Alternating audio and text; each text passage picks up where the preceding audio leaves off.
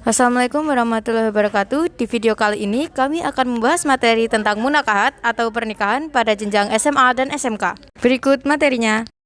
Materi yang pertama yaitu adalah pengertian pernikahan. Pernikahan adalah suatu ikatan lahir dan batin antara seorang laki-laki dan perempuan yang dilakukan melalui akad atau ijab kabul. Materi yang kedua yaitu dalil nakil tentang pernikahan. Yang pertama, dalil dari Al-Quran. Allah Subhanahu wa Ta'ala berfirman dalam surat Ar-Rum ayat 21, dan di antara tanda-tanda kebesarannya ialah Dia menciptakan pasangan-pasangan untukmu dari jenismu sendiri. Yang kedua yaitu hadis Rasulullah SAW bersabda, "Wahai para pemuda, barang siapa di antara kalian mampu menikah, maka menikahlah."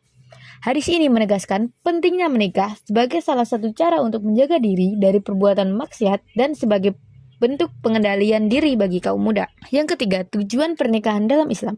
Pernikahan dalam Islam memiliki beberapa tujuan mulia, antara lain, yang pertama, memenuhi fitrah manusia. Manusia secara fitrah memiliki dorongan untuk mencintai dan dicintai secara kebutuhan untuk hidup berpasangan. Yang kedua, menjaga kehormatan dan kesucian diri. Melalui pernikahan, seseorang dapat menjaga dirinya dari godaan syahwat yang bisa mengarah pada zina. Lalu yang ketiga adalah membangun keluarga yang harmonis. Yang keempat, mendapatkan ketenangan dan kasih sayang. Yang kelima, melanjutkan keturunan atau nasab. Lalu materi yang keempat yaitu hukum pernikahan dalam Islam. Hukum menikah dalam Islam bisa berbeda-beda tergantung pada kondisi masing-masing individu. Berikut penjelasannya. Yang pertama, wajib. Jika seseorang sudah mampu secara lahir dan batin, dia sangat dikhawatirkan akan terjerumus dalam perbuatan zina jika tidak menikah, maka menikah menjadi wajib baginya. Yang kedua yaitu sunnah. Jika seseorang mampu menikah dan tidak takut terjerumus ke dalam perbuatan zina, maka hukumnya sunnah. Yang ketiga adalah makruh.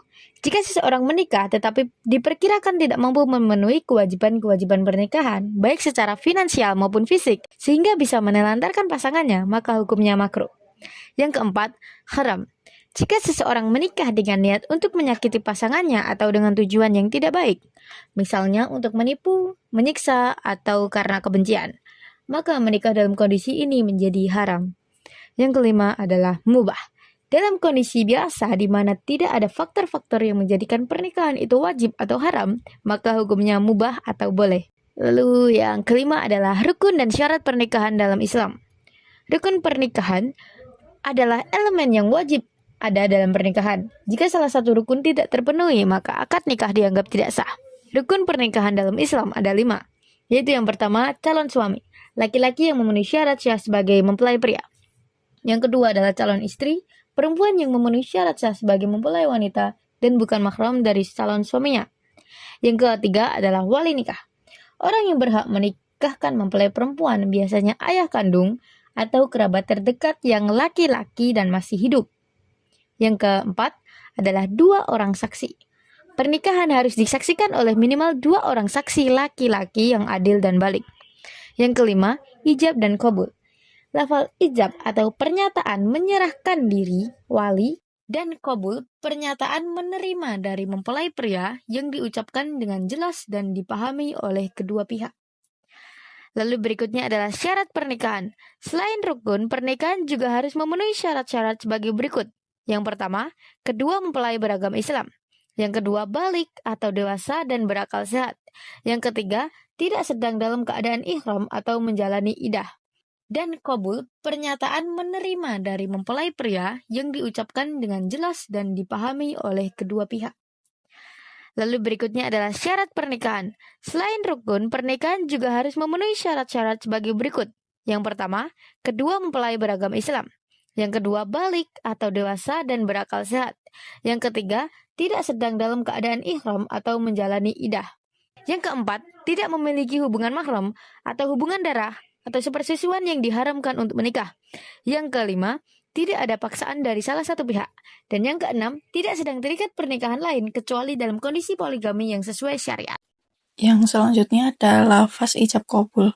Ijab qabul adalah inti dari sebuah pernikahan dalam Islam. Ini merupakan pernyataan penyerahan atau ijab dari wali perempuan dan pernyataan penerimaan atau qabul dari calon suami. Proses ini harus jelas, tegas, dan tidak boleh menggantung. Contoh dari lafaz ijab qabul yaitu ada wali, Contohnya, saya nikahkan engkau, menyebutkan nama calon suami dengan anak saya, atau nama calon istri dengan mas kawin, sebutkan mas kawinnya, dibayar tunai atau dibayar utang. Terus ada dari suaminya, lafaznya, saya terima nikahnya nama calon istri dengan mas kawin tersebut dibayar tunai atau dibayar utang. Terus ada pengertian dan macam-macam mahram. Mahram adalah individu yang haram untuk dinikahi selamanya karena adanya ikatan tertentu. Macam-macam mahram yaitu ada 3. Yang pertama, mahram karena nasab atau keturunan ataupun sehubungan darah. Itu ada ibu, nenek dari ayah maupun ibu, anak perempuan, cucu perempuan, saudara perempuan sekandung, seayah atau seibu. Yang kedua ada mahram karena rodaah atau sepersusuan, ibu yang menyusui seseorang, saudara sepersusuan, bibi sepersusuan, keponakan sepersusuan, dan semua yang menjadi mahram karena nasab kita diibaratkan persusuan itu adalah nasab. Contoh adalah seseorang haram menikahi anak perempuan dari ibu susunya.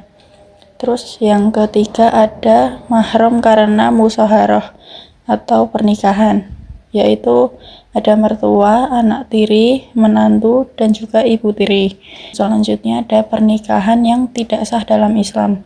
Pernikahan yang tidak memenuhi syarat-syarat syariat Islam dianggap tidak sah. Beberapa contoh pernikahan yang tidak sah meliputi yang pertama, pernikahan tanpa wali. Yang kedua ada pernikahan tanpa saksi. Pernikahan harus disaksikan oleh minimal 2 orang saksi laki-laki yang adil dan memenuhi syarat. Terus ada pernikahan yang menikah dengan mahram. Seperti yang dijelaskan di atas, pernikahan dengan mahram dilarang dan tidak sah. Yang selanjutnya ada pernikahan mut'ah, merupakan pernikahan sementara yang dibatasi oleh waktu. Ini tidak sah dalam mazhab Sunni meskipun diperbolehkan dalam mazhab Syiah tertentu. Yang terakhir ada pernikahan dalam masa iddah. Seseorang wanita tidak boleh dinikahi ketika dia masih dalam masa iddah atau masa tunggu setelah bercerai atau meninggalnya suami sebelumnya. Terus kemudian ada hak dan kewajiban suami istri. Pernikahan adalah bentuk kerjasama antara suami dan istri. Keduanya memiliki hak dan kewajiban masing-masing yang harus dipenuhi untuk menciptakan rumah tangga yang harmonis. Ada hak dan kewajiban suami antara lain memberi nafkah kepada istri dan anak-anak, melindungi dan menjaga keselamatan serta kehormatan keluarga, membimbing istri dalam urusan agama dan dunia, dan juga berlaku adil jika memiliki lebih dari 1 istri. Yang kedua ada hak dan kewajiban istri, yaitu taat kepada suami dalam hal kebaikan dan tidak maksiat, menjaga kehormatan diri dan keluarga, mengurus rumah tangga dan mendidik anak-anak dengan diskusi bersama suami, dan juga menjaga harta suami. Yang terakhir ada hak dan kewajiban keduanya, saling mencintai dan menyayangi, saling menghormati dan menghargai, saling menjaga rahasia dan menasihati dalam kebaikan. Terus ada pengertian talak. Talak secara bahasa berarti melepaskan ikatan. Sesuai dengan ketentuan syariat Islam, talak merupakan jalan keluar terakhir jika rumah tangga tidak bisa lagi dipertahankan dan sangat tidak disukai oleh Allah. Selanjutnya ada macam-macam talak. Talak dibedakan menjadi beberapa jenis berdasarkan syarat dan akibat hukumnya. Yang pertama yaitu talak raj'i. Talak 1 atau 2 yang masih bisa dirujuki oleh suami dalam masa iddah tanpa akad baru. Yang kedua ada talak bain yang tidak bisa dirujuk kecuali dengan akad nikah baru. Dan berikutnya ada talak 3 atau yang biasa kita sebut dengan talak bain kubro, yaitu jika suami telah menjatuhkan talak sebanyak 3 kali, maka istri tidak halal baginya kecuali istri tersebut menikah dengan pria lain dan terjadi hubungan suami istri serta bercerai secara sah.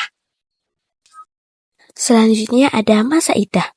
Masa iddah adalah masa tunggu bagi perempuan setelah perpisahan, cerai, atau wafatnya suami, yang bertujuan untuk yang pertama, menjaga kesucian nasab atau keturunan, yang kedua, memberikan waktu introspeksi dan pemulihan emosional, yang ketiga, menyelesaikan urusan rumah tangga yang belum selesai.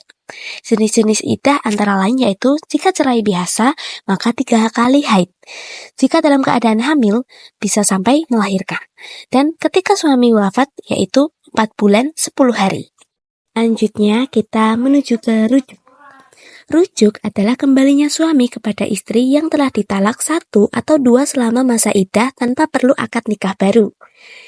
Hal ini hanya berlaku pada talak raj'i. Setelah masa iddah habis, maka dilakukan akad nikah baru jika ingin kembali. Selanjutnya ada hikmah pernikahan dalam Islam. Pernikahan dalam Islam memiliki banyak manfaat dan hikmah antara lain, menjaga keturunan.